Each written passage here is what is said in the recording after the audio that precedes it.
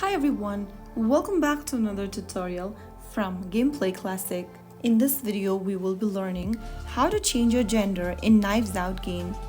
In Knives Out, if you want to change your gender, then first of all, open up the Knives Out application on your smartphone and log in. Once you're in this main lobby screen, go ahead and tap on your picture or your avatar at the top left corner. Now click on the pencil button at the top right and click on Personal Information. Inside Personal Information, tap on Gender option. Click the pencil button right next to Gender and select your gender.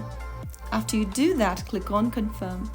Remember that once you change your gender, you'll need to wait for 24 hours to change it back again, so make sure you are making the wise selection here. Now once you are done, you can get back, and that's how you easily change your gender or choose the correct gender for yourself in Knives Out game. If you found the video helpful, don't forget to like, share and subscribe to the channel. I will see you in the next video. Thank you for watching.